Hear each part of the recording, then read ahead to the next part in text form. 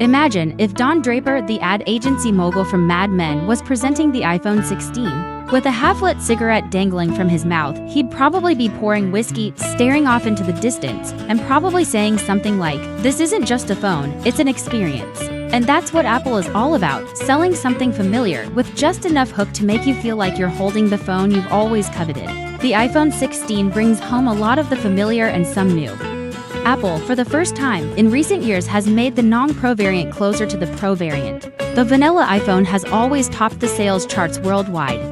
iPhone 16 has enough capability to honor and carry on that legacy with aplomb. If you've seen iPhone 15 or iPhone 14, then you've basically seen iPhone 16, the design. At a glance, you can see why people say same old, but there are some important changes.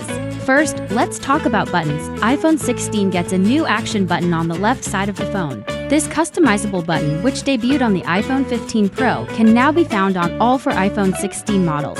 It's versatile, modern, and of course, one of the biggest changes ever to the iPhone. You can do a lot with the action button.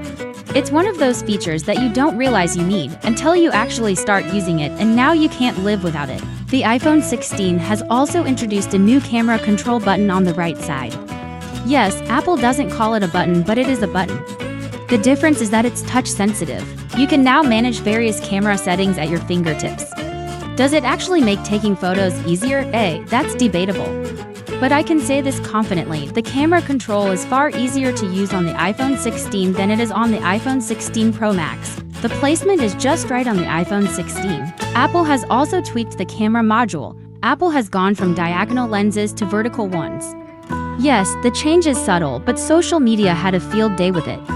Oh look, they moved the lenses and called it innovation. There's a reason why Apple made the change. When you flip the phone to landscape mode, the lenses line up parallel. Why? So the iPhone 16 can capture spatial photos and videos. Beyond these 3 tweaks, the iPhone 16 is essentially the same comfortable device you've now known for years. The familiar aluminum frame, along with that silky matte ceramic shield on the back, it looks great. And it is rather comfortable to use and hold. Apple has also reduced the bezels, but only if you look closely. You will be able to differentiate it with the iPhone 15. Up front, Apple has upgraded the ceramic shield too, claiming it's now 2x stronger than the last one. In terms of design, this is the quintessential iPhone. Looks classy and comfortable to use. Apple's design game is strong, as is evident with the iPhone 16's appealing looks. The display is bright, it's vivid, and it's impressively color accurate.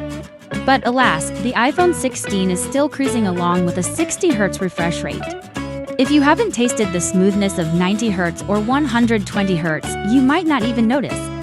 But if you've dabbled in higher refresh rates, the occasional jitter on the screen might look dated. Having said that, most iPhone 16 buyers are unlikely to care too much about it. As we have seen with the iPhone 14 and iPhone 15, a 60 Hz refresh rate hasn't been a deal breaker.